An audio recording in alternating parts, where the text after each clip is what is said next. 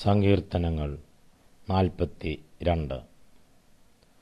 മാൻ നീർത്തോടുകളിലേക്ക് ചെല്ലുവാൻ കാക്ഷിക്കുന്നതുപോലെ ദൈവമേ, എൻ്റെ ആത്മാവ് നിന്നോട് ചേരുവാൻ കാക്ഷിക്കുന്നു. എൻ്റെ ആത്മാവ് ദൈവത്തിനായി, ജീവനുള്ള ദൈവത്തിനായി തന്നെ ദാഹിക്കുന്നു. ഞാൻ എപ്പോൾ ദൈവസന്നിധിയിൽ ചെല്ലുവാൻ ഇടയാകും? നിന്റെ ദൈവം എവിടെയെന്ന് അവർ എന്നോട് നിത്യം പറയുന്നതുകൊണ്ട് എൻ്റെ കണ്ണുനീർ രാവും പകലും എൻ്റെ ആഹാരം ആയിത്തീർന്നിരിക്കുന്നു.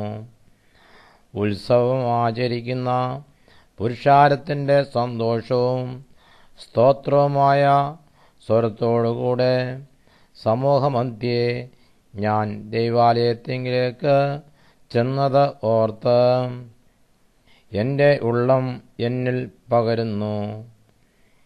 എൻ്റെ ആത്മാവേ, നീ വിഷാദിച്ച് ഉള്ളിൽ ഞരങ്ങുന്നതെന്ത്?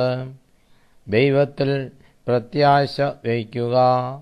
അവൻ എൻ്റെ മുഖപ്രകാശ രക്ഷയും എൻ്റെ ദൈവവും ആകുന്നു എന്നിങ്ങനെ ഞാൻ ഇനിയും അവനെ സ്തുതിക്കും.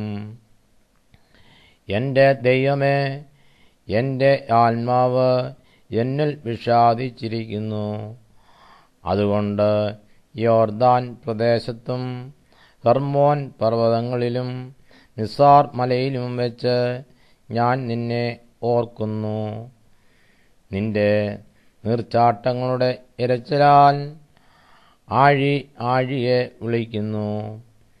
നിന്റെ ഓളങ്ങളും തിരമാലകളുമെല്ലാം എൻ്റെ മീതെ കടന്നു പോകുന്നു.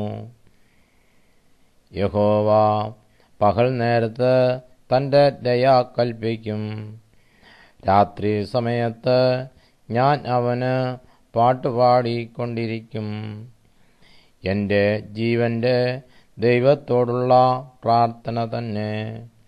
നീ എന്നെ മറന്നത് എന്ത്? ശത്രുവിൻ്റെ ഉപദ്രവം ഹേതുവായി ഞാൻ ദുഃഖിച്ച് നടക്കേണ്ടി വന്നതും എന്ത് എന്ന് ഞാൻ എൻ്റെ പാറയായ ദൈവത്തോട് പറയും.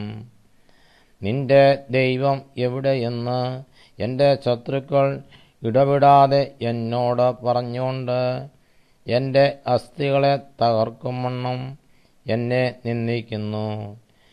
എൻ്റെ ആത്മാവേ, നീ വിഷാദിച്ച് ഉള്ളിൽ ഞരങ്ങുന്നത് എന്ത്?